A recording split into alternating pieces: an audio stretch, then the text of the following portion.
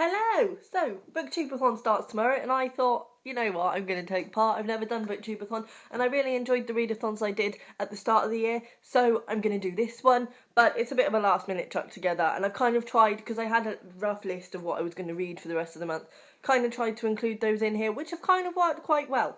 So, Booktubeathon is a week-long readathon from the 18th to the 24th, I believe. And it's hosted by Ariel Passett, who I'm sure all of you know, but I will link down below just in case you don't. And basically, the overall week's goal is to read 7 books. Scary.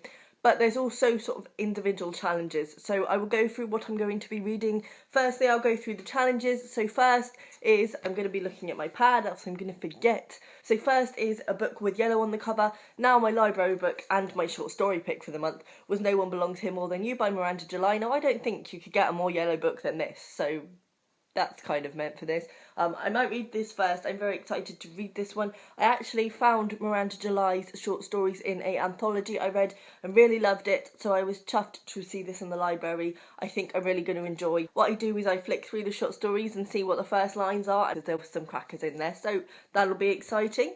Then is a book you read only after sunset. Now I might cheat a little bit on this one because at the moment in the UK sunset is around 10 o'clock, just gone. So I don't know if I'm going to do that or whether I'll say as soon as the sun starts setting. I don't know. But that's The Scrapbook by Carly Holmes. I actually read a short story by Carly Holmes in a literary magazine that I get and really enjoyed it, and there was also an interview with her on their website which I really found intriguing, so I wanted to pick this up. It's published by Parthian Books, which is a Welsh publisher, I believe.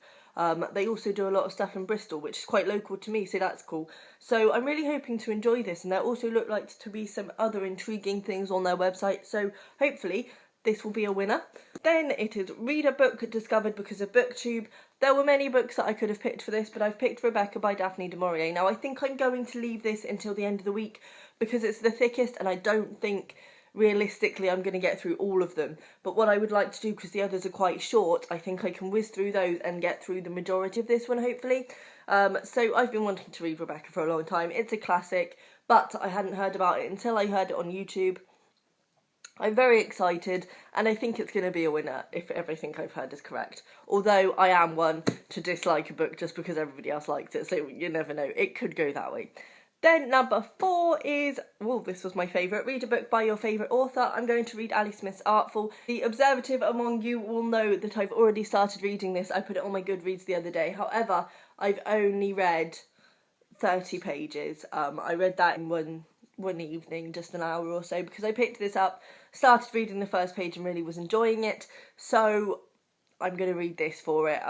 I think it counts. Very excited to read this. Obviously, I really loved The Accidental by Ali Smith and have been picking up every Ali Smith I've come across since, but haven't actually read another of hers, so this has got to be done.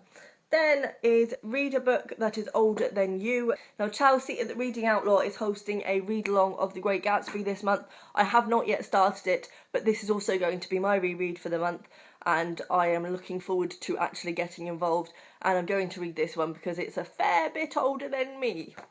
And then, obviously, the 7 books, that doesn't quite cut it. Oh, there was another challenge to read a book and watch the film adaptation sort of consecutively, but I couldn't come up with anything that I had both, and because I only decided to do this recently, I didn't have time to order a film copy of anything, so I'm not going to be doing that. Though I will say I'm going to finish Cloud Atlas today, ready for the readathon, and I'll probably be watching the film of that next week. Does that count? Can that count? Probably not, but I'm gonna say that anyway. And then I've got 2 other books. I've got Farewell Summer by Ray Bradbury. This is the follow-on from Dandelion Wine. I will link my review of Dandelion Wine down below. I read it a few years ago and it absolutely blew me away. It was beautiful.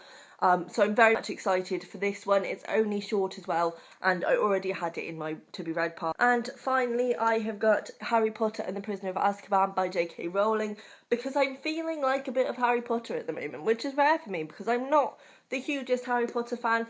I did start rereading them like years ago, because I don't think I ever read the whole series, so I started rereading them. I got the whole lot for Christmas one year, about 2 years ago, and started rereading, read 2 of them and quite enjoyed them, and just didn't get round to anymore. I don't know what happened. Time just got away with me. So I'm going to get back into it with the third one. So that is my plan. I'm thinking it's pretty much doable. As I say, other than Rebecca, everything I think is readable in one evening. So I'm hoping that I can get all of those read, plus at least half or quarter of Rebecca. So fingers crossed. I look forward very much to taking part in this. I think it's what I need at the moment. I've been reading Cloud Atlas for over a week. I've kind of got into a slump. Things have been mad and I've not really had time to read, which is heartbreaking. So hopefully this will be an excellent way to get myself back on goal for the month and give myself a good amount of reading to wrap up at the end of the month. So I will probably see you at the other end and we'll see how well I do. Bye!